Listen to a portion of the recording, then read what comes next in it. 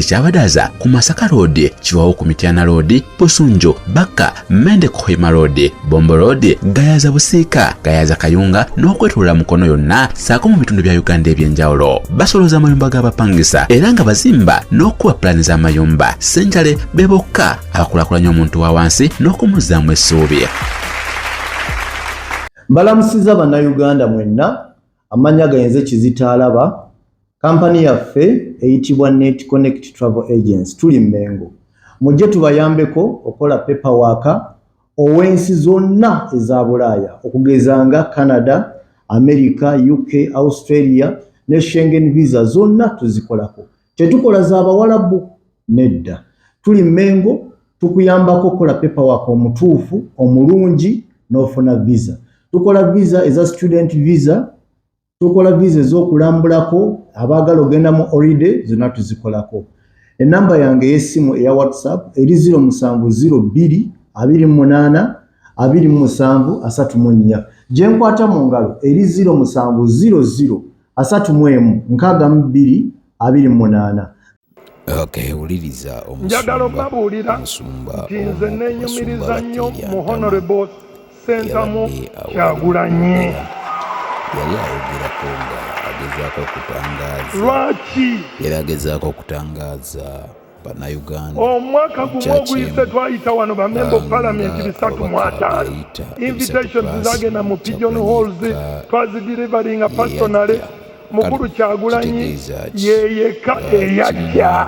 Kikulaga bwendadde oluwaddembe. Kati ne bwe mba musiru era mbamanyi okulonda. Njagala mwana wange kusoma, njagala ddwaliro muli mmere, njagala manya muli ddagala, njagala basomesa nga basasula bulungi. Common sense.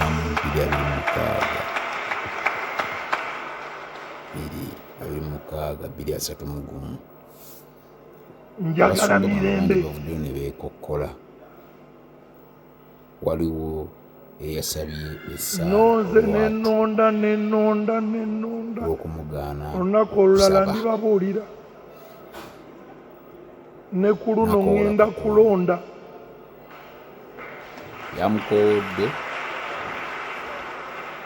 ate nonda bulungi, sirondera ku nguzi, nonda bulungi. Buli lwe ŋŋenda okulonda mba soba ng'ate ne mu nsawo temuli kantu. yeewunyisa naye ng'ate bituufu. Kalulu ne nkatuusa n'envuga emmotoka n'enzira yeeka. Ebaŋŋamba abadde babala uno ne bubulira mu buno. Ne nga n'oluddako nja kujja nkole ki? Ekamwokya. Kubanga kino kikkakatako. Ssentamu bwe yabadde ayagala kati abavubuka temutya eggwanga mulembe gwamu lwa independence lwa meefuga. Naye buli lwe nnonda ekintu kikomawo kye kimu. 18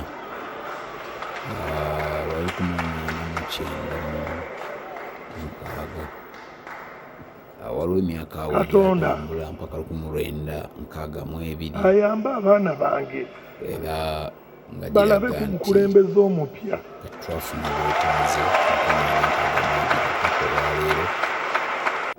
kale tukole tutya eri bannamawulire okulonda okuddako kuli based on common sense. Ane temulowooza nnyo. Genda owandiika ekigambo common sense ku lupapula.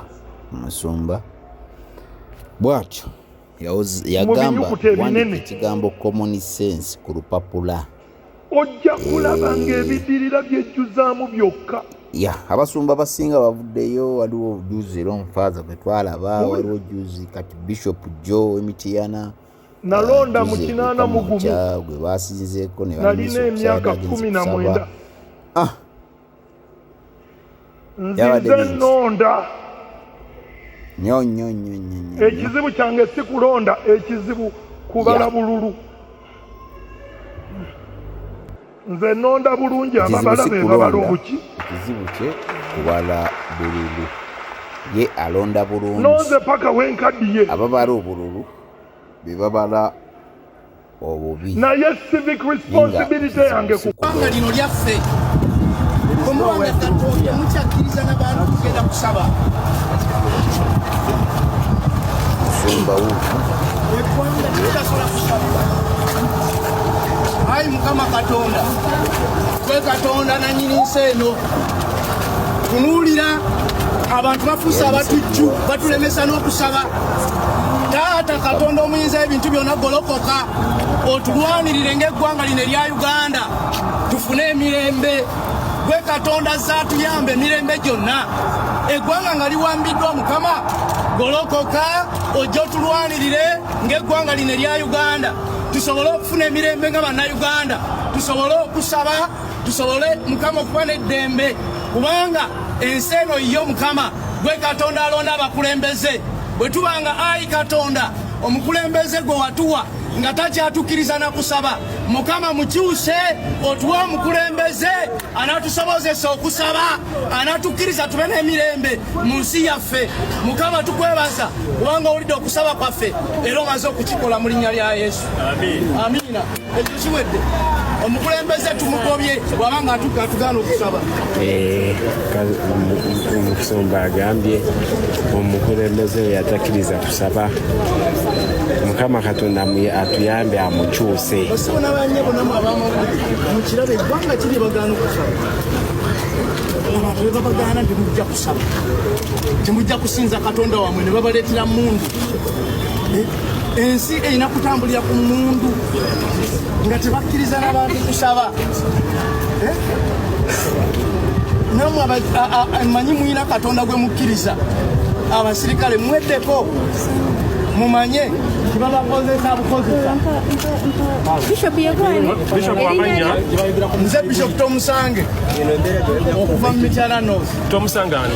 Tomusange William. Nze Bishop Tomusange William Bifaaki.